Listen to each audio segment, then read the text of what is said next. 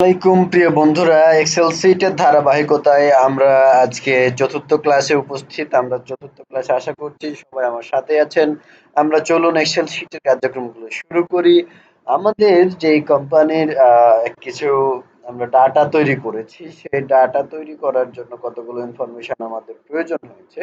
এই প্রয়োজন এই জন্য আমরা এটাকে একটা হেডিং তৈরি করব, এটাকে একটু কাস্টমাইজ করব যে আসলে এটা তো হচ্ছে ইনফরমেশন, কিন্তু লুক্রেটিভ করার জন্য বা আপনি আপনার বসের কাছে এটা সুন্দরভাবে উপস্থাপন করার জন্য এভাবে দিলেই কিন্তু এটা আদর্শ এমপ্লয়ের জন্য উপযুক্ত নয়।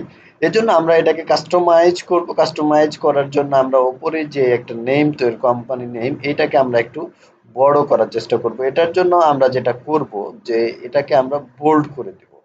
বোল্ড করলে এগুলোর থেকে এটা একটু গাঢ় আকারে দেখা যাচ্ছে, কিন্তু তারপরেও অতটা আলাদা হচ্ছে না। কাস্টমাইজ ডেফিনেটলি বিশেষ কিছু হয় না। এজন্য আমরা কি করব, আমরা এটার সাইজটাকে বাড়ায় দিব। ঠিক আছে, সাইজটাকে বাড়ালে এটা দেখতে একটু সুন্দর লাগবে এবং এটা আলাদা হবে, যে এটা হবে এই হেডিং। ঠিক আছে, তাহলে এটাকে আমরা বোল্ড করার পরে আমরা এগুলোকে সাইজটাকে বাড়ায় দিব। সাইজটা বাড়ায় দিলে এটা দেখতে ভালো লাগবে এবং লুক্রেটিভ হবে। ওকে, তো এইভাবে আমরা সবকটা এটা বাড়ায় ফেললাম। ওকে, এটাকে আর একটু বড় করে দেই, তাহলে আমাদের নাম্বারগুলো সবগুলোই সুন্দরভাবে দেখা যাবে। ওকে, তো আচ্ছা, এছাড়াও এখন যে ইনফরমেশন গুলো আছে, সেই ইনফরমেশন গুলো মনে করেন আমরা এই যে জামান গ্রুপ, এই জামান গ্রুপের নাম্বার আসলে এখানে এসে কোনটা হতে পারে এটা আমরা অতটা বুঝতে পারছি না।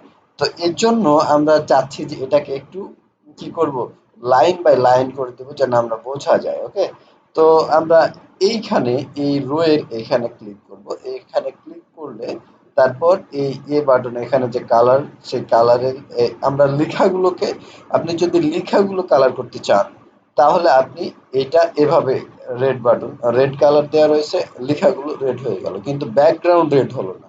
তো আমরা আসলে এটা চাচ্ছি না। আমরা এইভাবে না করে আমরা যে লেখাটা ব্ল্যাক আছে ব্ল্যাকই রাখবো, কিন্তু ব্যাকগ্রাউন্ডটাকে আলাদা করব যেন আমরা লাইনটাকে আইডেন্টিফাই করতে পারি। ওকে, তো আমরা এই যে এটাকে আমরা এইভাবে করে দিলাম। তাহলে আমরা তারপরে এই ৩ নাম্বার যেটা রয়েছে, ৩ নাম্বার রো, এটা ওভাবেই থাকুক। আমরা এই রোটাকে আলাদা করে দিব। তাহলে আমরা বুঝতে পারবো যে এটা এই সারি। ঠিক আছে? এনজিএস গ্রুপের নাম্বার এইটা এবং এম্বার গ্রুপের নাম্বার এইটা। এইভাবে আমরা এটাকে আলাদা করতে পারবো। মানে লাইন বাই লাইন আমাদের দৃষ্টিগোচরে আসবে।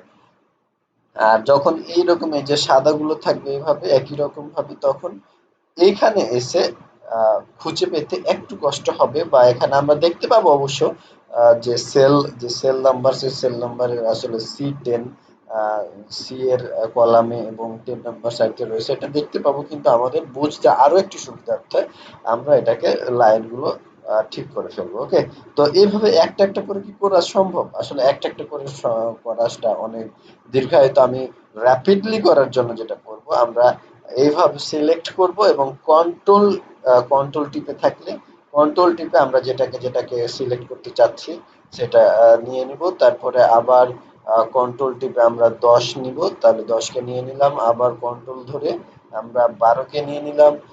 সিলেক্ট করতে হবে। ওকে, তো 13 বাদ দিয়ে আমরা কন্ট্রোল ধরে আবার আমরা 14 নিয়ে নিলাম।